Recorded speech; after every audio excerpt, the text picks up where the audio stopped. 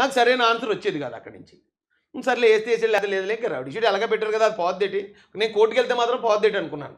అలా అయిపోయింది. ఒక సంవత్సరంన్నర అయిపోయింది. ఒకరోజు ఒక ఫైన్ మార్నింగ్ నాకు ఒక ఫోన్ వచ్చింది. ఎవరమ్మా అంటే ఒక లేడీ మాట్లాడింది. ఎవరమ్మా అంటే నేను ఇలా జాడ శ్రవణ్ కుమార్ ఆఫీస్ నుంచి మాట్లాడుతున్నానండి అంది. సరేనమ్మా చెప్పాను నేను. మీది రౌడీ షీట్కి సంబంధించి మనం స్టే కోసం మనం కోర్టులో వేసాం కదండి, అది ఈరోజు హీరింగ్కి వస్తుంది, మిమ్మల్ని ఎవరన్నా లాయర్ని పెట్టుకోమని చెప్పమన్నారు జాడ శ్రవణ్ కుమార్ గారు అని. ఎవరైనా లాయర్ని పెట్టుకుంటే ఆయనకే కదా ఇచ్చాను, నేను ఫీజు కూడా ఇచ్చాను కదా, ఆయన కదా వాదించాలంటే నేను వాదించను అంటున్నాడండి అని. అసలు అలా ఎక్కడన్నా ఉంటుందండి? మనం ఒక లాయర్ గారికి కేసు ఇచ్చినప్పుడు ఆ కేసు కోర్టు బెంచ్ మీదకి వస్తున్న రోజు నేను వాదించను, మీరు ఇంకొక లాయర్ని పెట్టుకోండి, కావాలితే నేను ఎన్ఓసి ఇచ్చేస్తానని ఎవడన్నా అంటాడు అసలు బుద్ధినవాడు? నేను అప్పుడు గతంలో కూడా చెప్పాను, ఇతనికి ఏ కేసు ఎవరన్నా ఇవ్వాలని ఆలోచన ఉన్నా దయచేసి ఇవ్వకండి.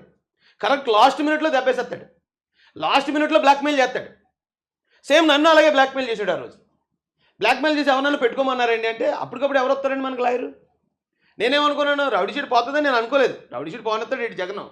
గవర్నమెంట్ పెట్టింది నా మీద, ఎవరో చిన్న చితకు ఒక ఎమ్మెల్యే పెడితే ఒకవేళ పోయే అవకాశం ఉంటుంది, డైరెక్ట్ జగనే పెట్టిస్తే ఎలా పోతుంది అనుకుని సర్లేమ్మ మరి ఇప్పుడు నాకు తెలీదు లీగల్ గురించి, నాకు తెలిసిన లాయర్లు పరిచయం పెట్టుకున్న లాయర్లు కూడా లేరు, కానీ నాకు ఫోన్ చేసిన వాళ్ళు చాలామంది లాయర్లు.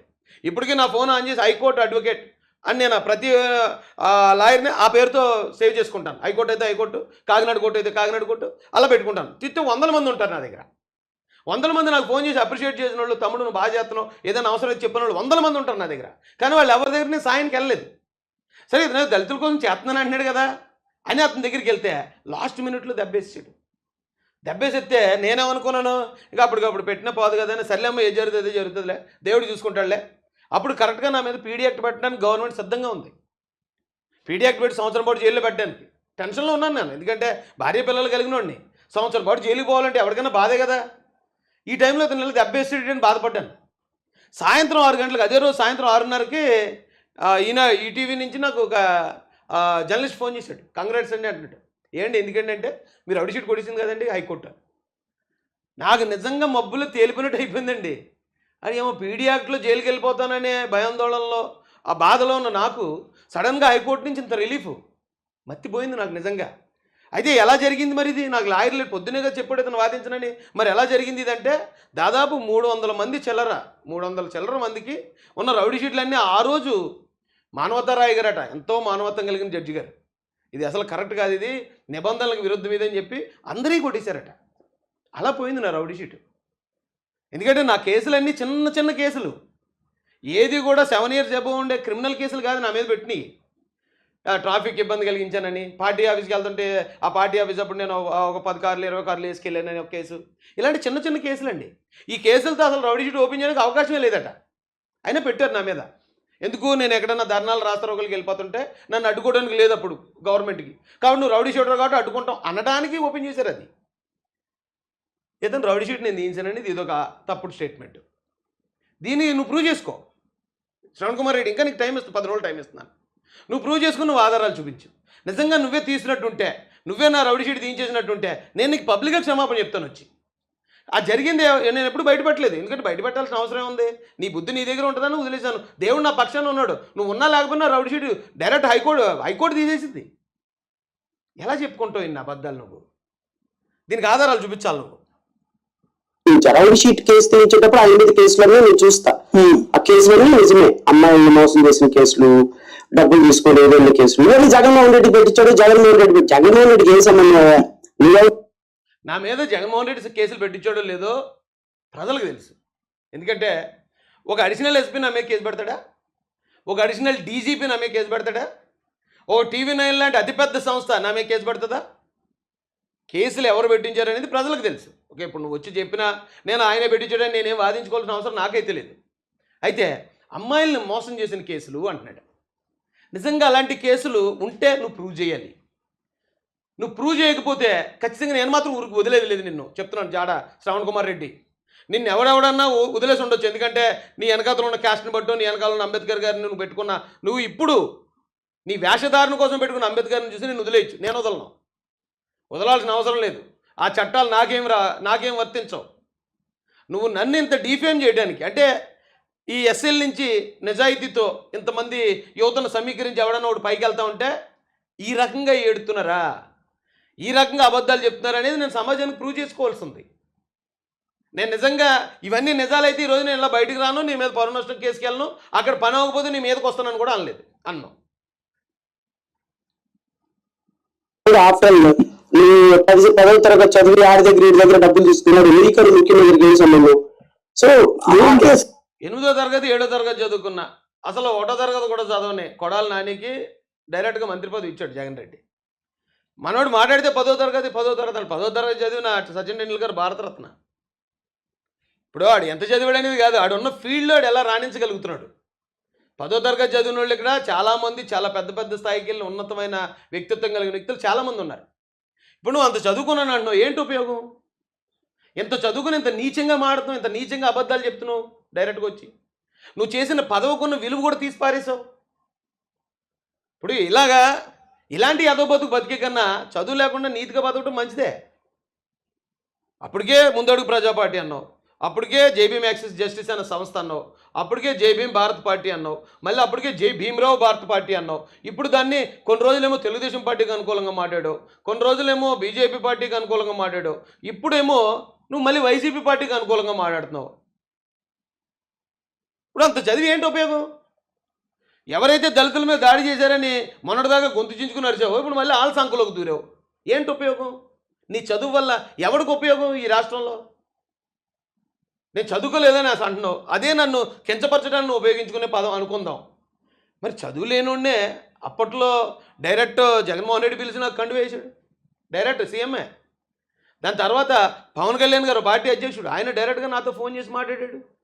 తర్వాత నారా చంద్రబాబు నాయుడు గారు 20 సంవత్సరాలు సీఎంగా చరిత్ర సృష్టించిన వ్యక్తి, ఆయన నన్ను ఎంతో గౌరవిస్తారు, ఎంతో అభిమానిస్తారు. మరి నీకెందుకు దక్కలేదు? నువ్వు పెద్ద చదివేసుకున్నావు కదా, ఈ గౌరవం నీకెందుకు దక్కలేదు? ఈ రోజున కొన్ని లక్షల మంది నీకు ఇలాంటి మీడియా ఛానల్ చూపించకపోతే నువ్వెవరో ఇంకా మర్చిపోతారు జనం. కానీ ఏ మీడియా ఛానల్ చూపించకపోయినా సరే మహాసేన మీడియా అనేది దాదాపు కొన్ని లక్షల మందితో ఎప్పుడు కూడా మేము ప్రజల్లోనే ఉంటున్నాం. అరే మరి మేము చదువుకోలేదు కదా, మరి ఎందుకు వచ్చాయంటే ఇంత గౌరవం, ఇంత అభిమానం ఎలా సంపాదించుకున్నావు? చదువుకోలేదనే కారణంతో ఒక ఎస్సీ ఓడు మరొక ఎస్సీ ఓడి మీద వివక్ష చూపిస్తున్నాడంటే మనం పైనోళ్ళు ఎవరో మన మీద వివక్ష చూపిస్తున్నారని అడగటానికి మనం సరిపోతామా? అందరి పరిస్థితులు ఒకలాగా ఉంటాయా?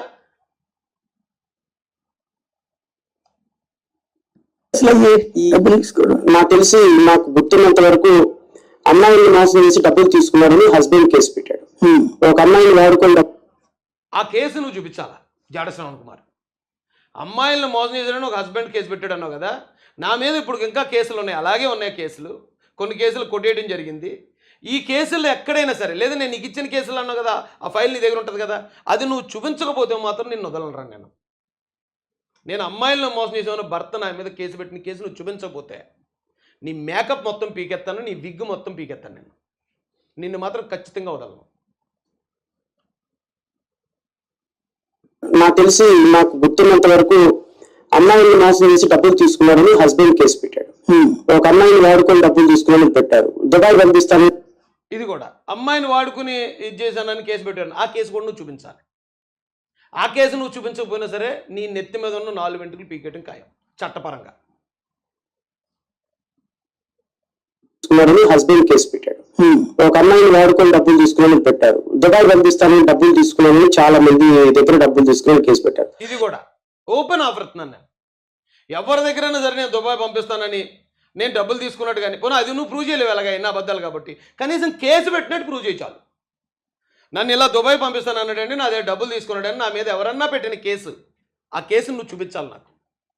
చూపించకపోతే నేను వదలరా అబ్బాయి, నీ అంత్యోడది వెళ్తాను నేను. ఇప్పటి వరకు నేను సొంత జాతి వాళ్ళ మీద ఎప్పుడు నేను ఇలా టార్గెట్ చేసింది లేదు.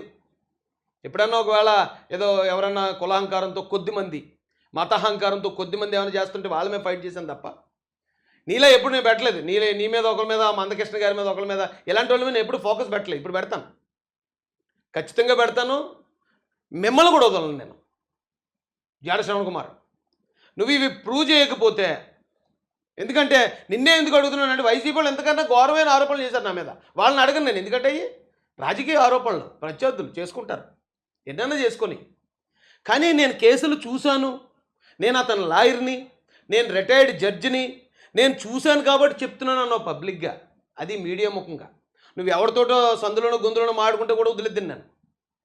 నువ్వు ఇంత ఇలా మాట్లాడినప్పుడు చాలామంది నేనంటే తెలియని వాళ్ళు లేదా నా మీద వ్యతిరేకత ఉన్నవాళ్ళు ఈ వీడియోలు వేసి వినిపిస్తున్నారు నాకు, ఈ వీడియోలు చూపిస్తున్నారు నాకు. నీ లాయర్ అట కదా, మీ ఓడేనట్టు కదా, నీ లాయరే చెప్తున్నాడు నీ మీద నువ్వు ఇలా తప్పులు చేసావు, నువ్వు ఆడవాళ్ళని వాడుకున్నావు, ఆడవాళ్ళ దగ్గర డబ్బులు తీసుకున్నావు, విదేశాలు పంపిస్తాను. నువ్వు ఇది ప్రూవ్ చేయాలి. ప్రూవ్ చేయకపోతే నేను వదలను. నిన్ను ప్రూవ్ చేసుకుంటే నేను ప్రజల ముందు నేను క్లీన్ చీట్ ఇచ్చుకుంటాను. నువ్వు ఇవన్నీ అబద్ధాలు అనుకో, అబద్ధాలని చెప్పి ఓకే అప్పుడున్న రాజకీయ కారణాలతో లేదా ఏదో కోపంతో నేను అన్నాను అని నువ్వు పబ్లిక్గా చెప్పేయి, నేను వదిలేస్తాను. నువ్వు అది చెప్పకపోతే నేను మాత్రం నిన్ను వదలను. నీకు ఇబ్బంది అయిపోద్ది అబ్బాయి. కొంతమంది అమ్మాయిని అక్రమంగా ఇబ్బంది పెట్టాడని కొన్ని కేసులు పెట్టారు. డబ్బులు తీసుకొని అక్రమంగా కేసులు, కొంతమంది అమ్మాయిల్ని అక్రమంగా చేశానని కేసు, ఆ కేసు అన్న చూపించు. నువ్వు ఏదైతే చూపిస్తున్నావో అన్నీ నువ్వు అన్న వాటిలో చెప్తున్నాను. రౌడీ షీట్ నువ్వు తీయించేసినట్టు ఆధారం చూపించు. ఎవడైనా భర్త నా మీద కేసు పెట్టినట్టు ఆధారం చూపించు. ఏ అమ్మాయినన్నా నేను మోసం చేశానన్నట్టు ఆధారం చూపించు. ఎవరినన్నా విదేశాలు పంపిస్తానని అంటే ఇన్ని చెప్పావు నువ్వు. అందులో ఏ ఒక్కటన్నా నిజం చూపించు. ఇప్పుడు నువ్వు 1-2 నిజాలు చెప్పి 1-2 అబద్ధాలు చెప్తే ఒక వేరే విషయం. నువ్వు చెప్పిన అబద్ధాలే, దానికి నేను ప్రూవ్ చేసుకుంటాను. నా దగ్గర ఉన్న కేసులన్నీ నేను బయట తీస్తాను. ఆ కేసులన్నీ ఎఫ్ఐఆర్లతో సహా నేను చూపిస్తాను. మన ఇద్దరం కూర్చుందాం. నువ్వు కనుక ఇది చెప్పకపోతే నేను ఈ ఆఫీస్కి వస్తాను, నా దగ్గర ఉన్న కేసులన్నీ పట్టుకొని. ఆ కేసుల్లో నువ్వు ఇప్పుడు చెప్పిన కేసులు చూపించకపోతే చట్టం తన పని దాన్ని చేసుకెళ్తుంది. కోర్టులు, జైళ్ళు అవన్నీ చేసుకెళ్తాయి. కానీ నేను చేయాల్సిన పని కూడా నేను చేసుకెళ్తాను. మా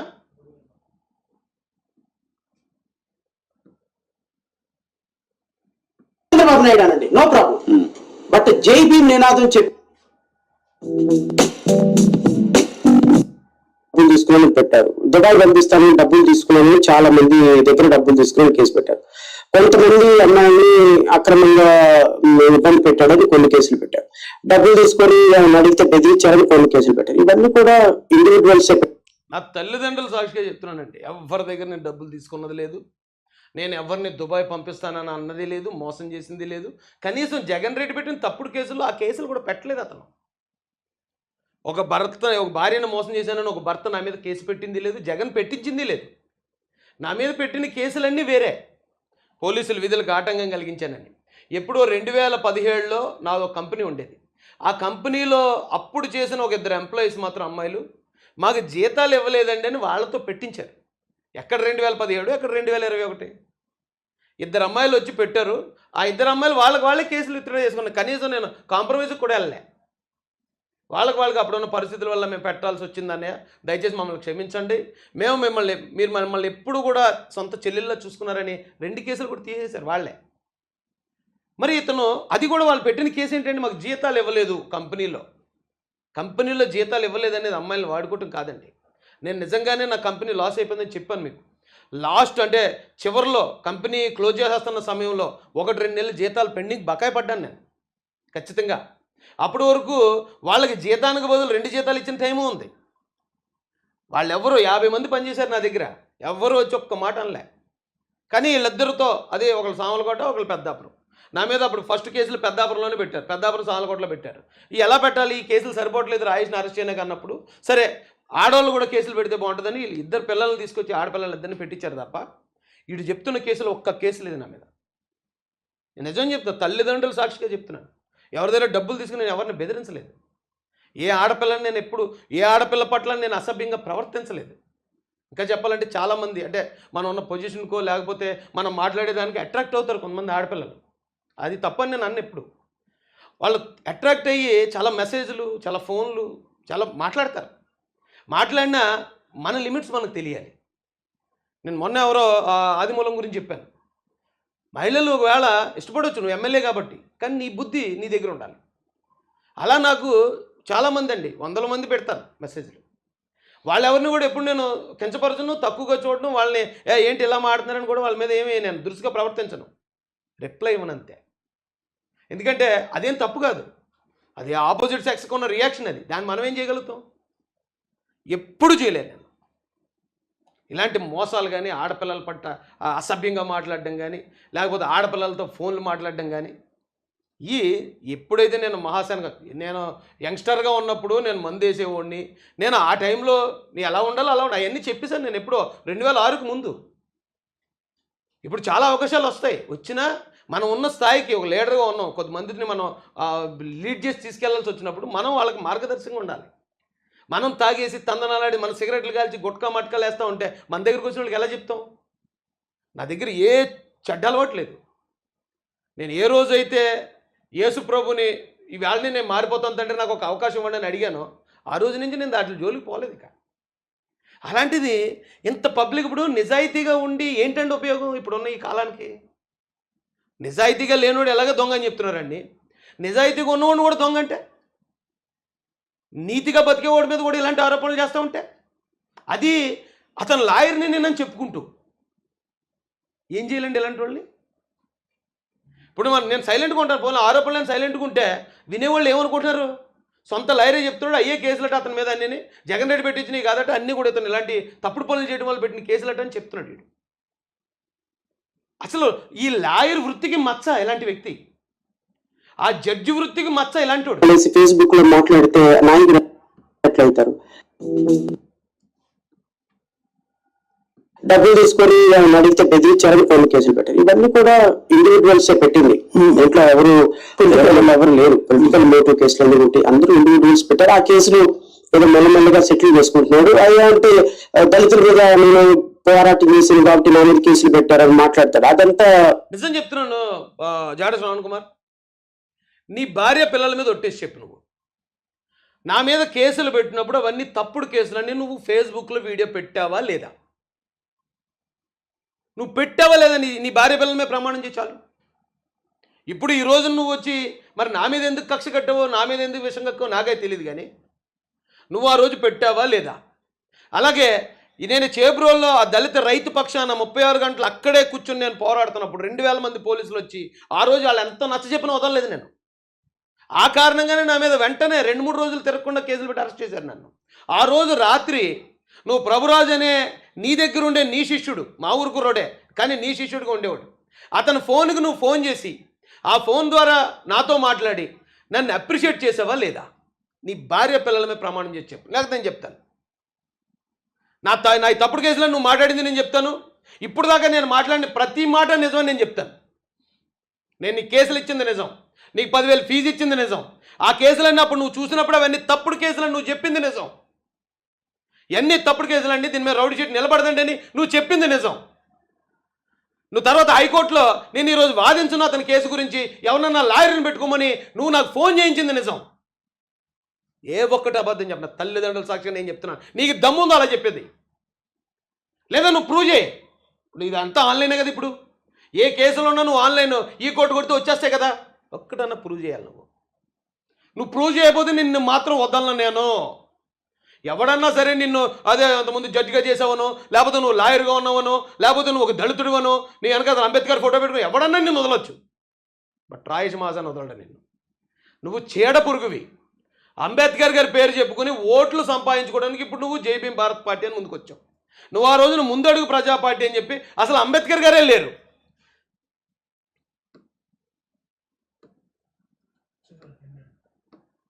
అంబేద్కర్ గారే లేకుండా నువ్వేదో పెద్ద తోపు తురుంకాల్లో పార్టీ పెట్టుకుని నిన్నెవడ దాకలేదు కాబట్టి ఇప్పుడు అంబేద్కర్ గారి పేరు చెప్పుకుని ముందుకొచ్చి సాటి దళితుల మీద, అది న్యాయంగా పోరాడుతూ ఎదుగుతున్న దళితుల మీద ఇంత విషయం కలుపుతావా? నాకు సమాధానం చెప్పాల్సిందే నువ్వు. నేను బిలీవ్ చేయలేదు. అది సరే ఏదో క్లైమ్ చేసుకున్నాను పాపం, మనం మాట్లాడకూడదు. వీళ్ళ నాయకులు ఏది రాజకీయంగా మీసాలు మేనేసి తొడలు కొడితే ఓట్లు రావు. కాన్స్టిట్యూషనల్ స్పిరిట్ ఉండాలి. అన్నీ మొత్తం నారా లోకేష్ గారి ఓట్లు చీల్చేసి ఆయన ఓడిద్దామని ట్రై చేశాడు. మంగళగిరిలో పోటీ చేశాడు. ఇతను సొంతూరు తెనాలి దగ్గర ఎక్కడో అయితే అక్కడ పోటీ చేయొచ్చు, లేదా ఇతను విజయవాడలో ఉంటున్నాడు, విజయవాడలోనూ చేయొచ్చు. ఈ 2 చోట్ల కాకుండా మంగళగిరిలో పోటీ చేశాడు. ఎందుకంటే నారా లోకేష్ గారిని ఓడించేస్తాను. అప్పట్లో సవాల్ కూడా చేశాడు, నారా లోకేష్ గారిని ఓడించేస్తానని. ఎన్నొచ్చాయి ఇతనికి ఓటు? కాన్స్టిట్యూషనల్ స్పిరిట్, రాజ్యాంగం వీటితో పొడి చేస్తే ఇతను 300 ఓట్లు వచ్చాయి. కేవలం 300. ఆ 300 ఓట్లు వచ్చిన ఇతను ఎవరు ఎలా ఇది చేయాలి, ఎవరు ఎలా రాజకీయం చేయాలి నేర్పిస్తున్నాడు. ఈ రోజున నేనేమంత గొప్పవాడిని చెప్పట్లేదండి. కాకపోతే ప్రజలు నా మీద పెట్టుకున్న అభిమానం గొప్పది. వాళ్ళు నన్ను ఎక్కడి దాకా తీసుకెళ్ళిపోయారంటే ఈ రోజున ఆ చిన్న చితగా అడ్లు అవి రాకుండా ఉండుంటే ఈరోజు ఎమ్మెల్యేని నేను. ఫస్ట్ లిస్ట్లో ఎమ్మెల్యే సీట్ సాధించగలిగిన అర్హత ప్రజలు నాకు ఇచ్చారు. చంద్రబాబు నాయుడు గారు నాకు ఇచ్చారు. ఇప్పుడు చాలామంది సివిల్స్ పాస్ అవుతారండి. చాలామంది సివిల్స్ కంప్లీట్ చేసి ఐఏఎస్ ఆఫీసర్లు అయిపోతారు, ఐఏఎస్ ర్యాంక్ ఆఫీసర్లు అయిపోతారు. కానీ కొద్దిమంది రికమెండేషన్ ఉన్న వాళ్ళకి, బ్యాక్గ్రౌండ్ ఉన్న వాళ్ళకి కలెక్టర్ పోస్టులు వస్తాయి. చాలామంది సివిల్స్ పాస్ అయిన వాళ్ళు చిన్న చిన్న పోస్టులు ఉండిపోతారు, మిగిలిపోతారు. వాళ్ళు అలాగే ఎవరికి తెలియరు, ఇక వాళ్ళ జీవితాలు అలాగే ముగిసిపోతాయి. అంత మాత్రాన వాళ్ళు సివిల్స్ పాస్ అవ్వనట్టు కాదండి, వాళ్ళందరూ అర్హులే. కానీ కొద్దిమందికి రికమెండేషన్లు ఉంటాయి, లేకపోతే ఇంకో సపోర్ట్ ఉంటుంది, వ్యతిరేకత లేని వాళ్ళు కొంచెం ముందుకెళ్తారు. అంబేద్కర్ గారు ఆయన ప్రధానమంత్రి అయిపోలే, ఆయనకున్న నాలెడ్జ్కి ఆయన ప్రధానమంత్రి అవ్వలేకపోయాడు, ఉప ప్రధాని కూడా అవ్వలేదు. ఒక న్యాయశాఖ మంత్రి అయ్యాడు, అది కూడా కొన్ని రోజుల్లో ఆయన రిజైన్ చేసి బయటకు వచ్చేసాడు. కొన్ని సందర్భాల్లో మనం జరుగుతున్న అన్యాయాల మీద పోరాడుతున్నప్పుడు వ్యతిరేకత ఉంటుంది అలాంటి వాళ్ళ మీద. నా మీద కూడా అలాగే వచ్చింది వ్యతిరేకత. నేను ఎవరి గురించి మాట్లాడకుండా, ఎవరి తరపున పోరాడకుండా ఉంటే ఏమో ఎలా ఉన్న పరిస్థితి. ఇది మాత్రం వదలండి. నేను మీరేమంటారో మీ కామెంట్ రూపంలో తెలియజేయండి. ఇతను చెప్పిన అన్ని అబద్ధాలు. ఎంత పచ్చిగా నేను జడ్జిని, నేను లాయర్ని అని చెప్పుకుంటూ బయటకు వచ్చి అబద్ధాలు చెప్తా ఉంటే ఇలాంటి వాళ్ళని చూస్తూ ఊరుకుంటే రేపు ఇలాంటి వాళ్ళు 10 మంది తయారవుతారు. జాడ శ్రవణ్ కుమార్ రెడ్డి అంటే ఎవరైనా వైసీపీలో ఉంటే దళితులు అయితే వాళ్ళందరూ రెడ్డిలాటండి, ఇతనే అన్నాడు ఆ మాట. మరి ఇప్పుడు ఇతను కూడా వైసీపీ సంఖ్యలో ఉన్నాడు కాబట్టి ఇతను కూడా నేను జాడ శ్రవణ్ కుమార్ రెడ్డి అంటున్నాను. నీ జగన్మోహన్ రెడ్డిని తెచ్చుకుంటావా, విజయసాయి రెడ్డిని తెచ్చుకుంటావా, మరో రెడ్డిని తెచ్చుకుంటావా, తెచ్చుకొని పెట్టుకో. నేను 10 రోజులు చెప్తాను, నీ దగ్గర నుంచి రిప్లై వచ్చిందా సరే, లేదా నువ్వు పనిచేశానన్న అదే ప్రతిపాడు కోర్టులో నా దగ్గర ఉన్న ఆధారాలతో మొత్తం కేసులు ఆర్టీఐతో నేను కేసులు తెప్పించుకుంటున్నాను. ఇతను చెప్పిన కేసులు ఇక ఒక్కడు కూడా లేదండి ఇందులో అని జడ్జి గారి ముందే పెడతాను. ఆయన ఒకవేళ పరువు నష్టం కేసు నమోదు చేశారా, ఓకే, నమోదు చేయడానికి సరిపోవట్లేదు రాయేష్ అన్నారు అనుకో, మరి ఇక చట్టం నాకు సహకరించినప్పుడు నేనేం చేయాలి? ఆ కేసులన్నీ పట్టుకుని నీ ఆఫీస్కి వస్తాను. నేను నీ ఆఫీస్కి వస్తాను ఖచ్చితంగా. నేను వచ్చానంటే వేరే రకంగా వస్తాను. నేను రాయేష్ మహాజన్ జాడ శ్రవణ్ కుమార్ రెడ్డి ఆఫీస్కి వెళ్తానంటే మామూలుగా నీ వెనకాతలు ఎవడున్నా, ఆడి వెనకాల ఎవడున్నా కొన్ని మాటలు మింగేస్తున్నాను. నిన్ను మాత్రం వదలరు అబ్బాయి. ఇంతసేపు లైవ్లో ఉన్న మీ అందరూ కూడా హృదయపూర్వక ధన్యవాదాలండి. Thank you so much. ఈ విషయంలో మీ సపోర్ట్ నాకు కావాల్సిందిగా మిమ్మల్ని హృదయపూర్వకంగా రిక్వెస్ట్ చేస్తున్నాను. ఎందుకంటే నిజాయితీగా బతికిన విలువ లేకుండా పోతుందండి. చంద్రబాబు నాయుడు గారు ఆయన ఎక్కడ అవినీతి చేయడం, 100 కోట్లు తినడం ఎక్కడ చేయలేదు ఆయన. కానీ జగన్మోహన్ రెడ్డి చేశాడు కాబట్టి జగన్మోహన్ రెడ్డి మీద కేసులు వచ్చాయి, న్యాయం అది. కానీ ఏ తప్పు చేయని చంద్రబాబు నాయుడు గారి మీద కూడా తప్పుడు కేసు పెట్టాడు జగన్ రెడ్డి. ఆయన్ని కూడా తప్పుడుగా చూపించాలని ప్రయత్నిస్తున్నాడు. ఇంకా అప్పుడు ఆయన నిజాయితీగా ఉండటం వల్ల విలువ ఏంటండి? దానివల్ల ఏం ఉరుగుతుంది ఆయనకి? ఇప్పుడు నా పరిస్థితి కూడా అంతే.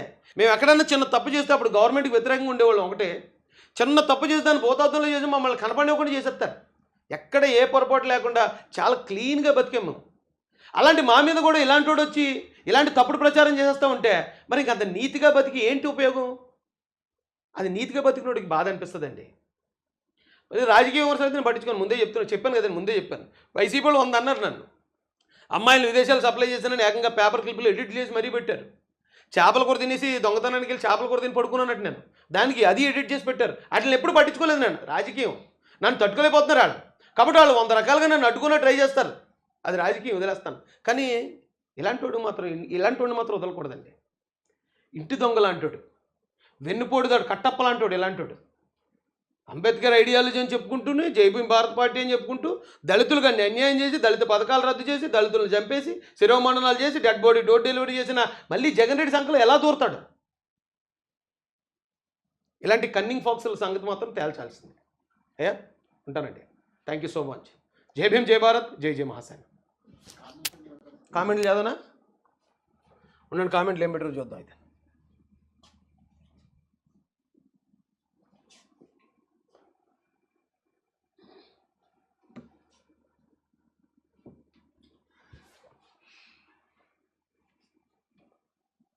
జై భారత్, జై జై మహాసేన. దళిత్ పేరు అడ్డం పెట్టుకుని దోచుకునే కేసులు వస్తాయిరా. ఓకే జగపతి గారు, ఒకవేళ కేసులు వస్తే మంచిదండి, ప్రూవ్ చేయండి. నేనేమన్నాను? నిజంగా దళితులను అడ్డు పెట్టుకుని ఎక్కడన్నా దోచుకున్నా ఏమంటే, ఇంకా చెప్పాలంటే ఇప్పుడు ఏదైనా ఆర్గనైజేషన్ పెట్టినప్పుడు అవి చందాలతో నడిపిస్తారు ఆర్గనైజేషన్ని. మహాసేన అనేది కూడా ఒక ఆర్గనైజేషనే. మేము అంబేద్కర్ ఐడియాలజీ కోసమో పోరాటాలు మరొకటి చాలా చేసాం మేము కూడా. చేసినప్పుడు చాలా ఆర్గనైజేషన్లు ఏం చేస్తాయంటే ఎస్సీ ఎంప్లాయీస్ దగ్గరికి వెళ్తారు. ఏమంటే మేము అంబేద్కరిజాన్ని ముందుకు తీసుకెళ్తున్నాం, ఎస్సీల తరపున మేము పోరాడుతున్నాం, కాబట్టి మీరు కాంట్రిబ్యూట్ చేయండి, మీరు ఎంతో కొంత మీరు చందా రూపంలో ఈ ఆర్గనైజేషన్కి ఇవ్వండి అని అడుగుతారు. ఒక్క ఎస్సీ ఎంప్లాయీ దగ్గరికి ఎప్పుడన్నా రాజేష్ మహాసేన లేదా రాజేష్ మహాసేన మనుషులు వెళ్ళి ఇదిగో మేము పలానా కార్యక్రమం చేస్తున్నాం అని ఒక 100 రూపాయలు పట్టుకెళ్ళినట్టు ఎక్కడైనా ఒక ఆధారం చూపించండి. లేదా మరికొన్ని ఆర్గనైజేషన్లు ఇంకో స్టెప్ ముందుకేసి లోకల్లో ఉన్న ఫ్యాక్టరీలు వ్యాపారస్తులు వీళ్ళ దగ్గరికి వెళ్తారు డబ్బుల కోసం వెళ్ళి మాకు డొనేషన్లు ఇవ్వండి, మేము పలానా కార్యక్రమాలు చేస్తాం అంటారు. ఎక్కడైనా ఒక్కడితో చెప్పించండి. లేదా ప్రైవేట్ సెటిల్మెంట్లు ఉంటాయి, ల్యాండ్ సెటిల్మెంట్లు, లేకపోతే పోలీస్ స్టేషన్ సెటిల్మెంట్లు, ఎస్ఐలకి ఫోన్లు చేయడం, సిఐలతోటి కనెక్షన్లు పెట్టుకోవటం, ఆ కేసుల్లో అటు ఇటు కాకుండా సెటిల్ చేసి ఎంతో కొంత తీసుకోవటం. ఎక్కడైనా ఒక్క పోలీస్ స్టేషన్కి వెళ్ళి ఈ 5 సంవత్సరాల్లో కానీ ఇప్పుడు మేము గెలిచిన తర్వాత కానీ ఒక్క పోలీస్ స్టేషన్కి వెళ్ళి ఒక సెటిల్మెంట్లో నేను అలా ఇన్వాల్వ్ అయినట్టు ఒక్క ఆధారం చూపించండి. ఇవేమీ చేయకుండా డబ్బులు దోచుకున్న దళితుల పేరు చెప్పంటే ఎలా? నాకు ఎన్ఆర్ఐల నుంచి Kuwait, Israel, Dubai, Abu Dhabi, Qatar, అలాగే బహ్రెయిన్ దేశాల నుంచి అక్కడ మహాసేన గ్రూపులు ఉన్నాయి. ఆ గ్రూపులు తల కొంత వేసి నెలకి ఓ 15,000 నుంచి 20,000 పంపించేవి అప్పట్లో. ఇప్పుడు 2020, 2019, 2021 ఆ సమయంలో పంపిస్తూ ఉంటే మేము చేసే యాక్టివిటీస్కి ఎంతో కొంత సాయం అయ్యేవి. అది వాస్తవం. అది అప్పట్లో మేము వెహికల్ కొన్నప్పుడు ఆ వెహికల్కి సంబంధించి వాళ్ళు కాంట్రిబ్యూషన్ చేసేవారు. ఒక్కసారి మేము యూట్యూబ్లోకి వచ్చింది కూడా మేము డబ్బుల కోసం రాలేదండి. మేము ఫేస్బుక్లో మేము మాట్లాడుతున్నప్పుడు ఫేస్బుక్ మీద రిపోర్ట్లు పడతా ఉంటే రీచ్ తగ్గిపోతుంది. సో యూట్యూబ్ అయితే స్ట్రాంగ్గా ఉంటుందండి దాని నెట్వర్క్, యూట్యూబ్లో మనం పెట్టుకుంటే బాగుంటుందని ఒక తమ్ముడు ఇచ్చిన ఏదైతే సలహా ఉందో సలహా మేరకు యూట్యూబ్లోకి వచ్చిన తర్వాత మాకు తెలియదు నిజంగా ఇందులో మాట్లాడితే డబ్బులు వస్తాయి. మేము దాదాపు 4-5 సంవత్సరాలు ఫేస్బుక్లోనే ఉన్నాను నేను. కొన్ని లక్షలు మిలియన్స్ చూశారు అందులో. అప్పుడు మేము కమర్షియల్గా ఆలోచించలేదు. ఇప్పుడు ఇక్కడికి వచ్చిన తర్వాత కూడా యూట్యూబ్ మీద దాదాపుగా నెలకి యావరేజ్లో 5 కోట్ల మంది చూస్తారు. మీకు తెలుసో లేదో 10 టీవీని నెలకి 5 కోట్ల మంది చూస్తారు. 10 టీవీ అంటే కోట్ల రూపాయలతో పెట్టింది. మా టీవీ5ని నెలకి 10 కోట్ల నుంచి 12 కోట్ల మంది చూస్తారు. ఏబిఎన్ని దాదాపు నెలకి 15 కోట్ల మంది చూస్తారు.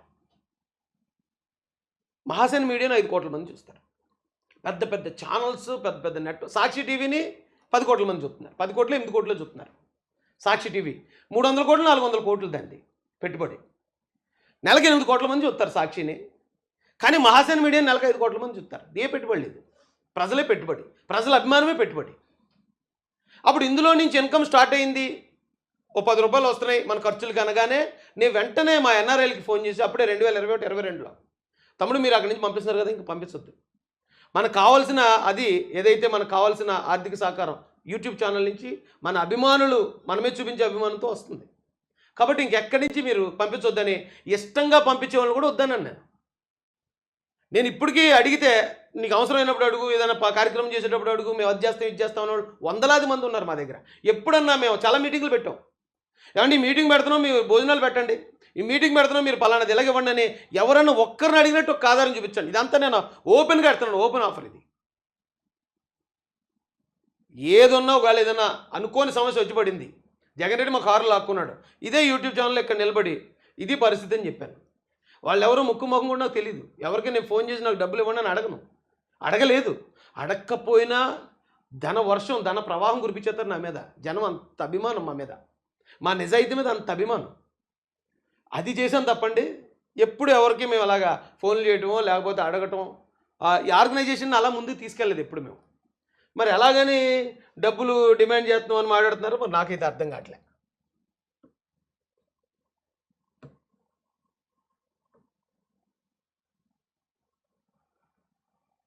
మీరు బాధపడొద్దు, ధైర్యంగా ఉండండి.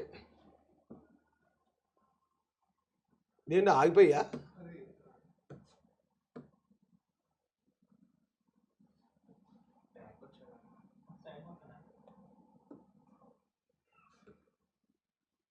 ఒకవేళ అతను రాజీకి వస్తే ఒప్పుకోవద్దు. సిద్ధార్థ్ పీడి సరే ఓకే అండి.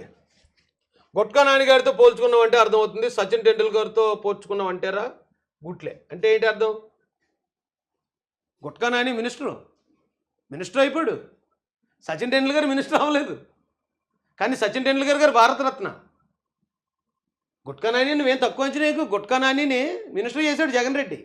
అంటే అలాంటి నేరస్తులు కావాలి జగన్ రెడ్డికి. సచిన్ టెండూల్కర్ గారు భారతరత్న రా బాబు, ఆయన 10th క్లాసే.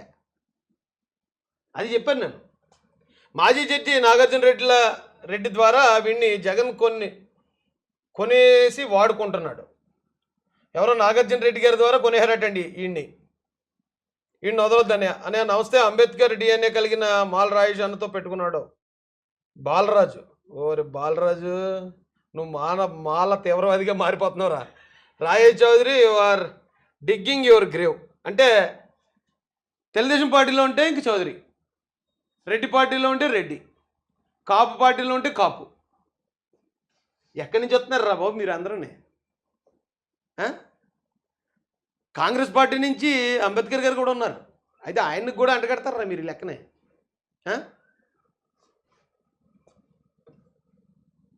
వీడిని వదలొద్దాను. ఇలాంటి వాళ్ళకి గట్టిగా బుద్ధి చెప్పాలి. అది నీ వల్ల వద్దు, అసలు వదలొద్దన్నా. మిగతా వాళ్ళు కూడా దారిలోకి వస్తారు. ఎస్కేప్ అండు ఖచ్చితంగా తమ్ముడు, అదే వేస్తాను నేను. ఇలాంటి వాళ్ళని కడగాలి. అది ఎవరైనా సరే వాడు తగలాలి. ఫైనాన్స్ సపోర్ట్ చేస్తాం వదలొద్దని అలా అని మీరు కొన్ని విషయాల్లో సమయం తీసుకోండి, ఓకేనండి. కానీ దీనికి ఫైనాన్షియల్ సపోర్ట్ ఏం అవసరం లేదండి. చట్టపరంగా మనం చర్యలు తీసుకోవడానికి ఫైనాన్షియల్ సపోర్ట్ ఏం అవసరం లేదు. ఇదండి పరిస్థితి. అయితే అన్ని కామెంట్లు చదవలేం, చాలామంది పెట్టారు, ఇవన్నీ చదవలేం కాబట్టి నేను క్లోజ్ చేస్తున్నానండి. జాడ శ్రవణ్ పెద్ద అవకాశవాది, వాడిని అసలు వదలొద్దు రాయేష్ బ్రో, శ్రీనుబాబు ఇలాంటివి. అయినా నా తెలియక అడుగుతానండి. ఇప్పుడు నేను ఉన్నాను, తెలుగుదేశం పార్టీ వైపే ఉన్నాను, తెలుగుదేశం పార్టీ కోసం ఉన్నాను. నా టికెట్ ఇబ్బంది పడినా చంద్రబాబు నాయుడు గారి కోసం, లోకేష్ గారి కోసమే పనిచేశాను నేను. కానీ ఇతను అప్పటిదాకా తెలుగుదేశం పార్టీని పొగిడాడు, జాడ శ్రవణ్ కుమార్. అతనికి పార్టీ ఉండగా నేనైతే పార్టీ పెట్టలేదు. నేను పార్టీ పెట్టి మళ్ళీ నేను ప్రత్యేకంగా పోటీ చేస్తాను, ఓటు చీలుస్తాను, ఇలాంటివి ఎందుకని చెప్పి నేను పార్టీ పెట్టలేదు. ఓ పార్టీ కోసం పనిచేసి మా టార్గెట్ ఏంటంటే జగన్ ఓడించడమే. మరి ఇతను అలాగే పనిచేశాడు, పార్టీ కూడా పెట్టుకున్నవాడు అప్పటిదాకా తెలుగుదేశం పార్టీని ఎందుకు పోడాడు ఎవరికి తెలియదు.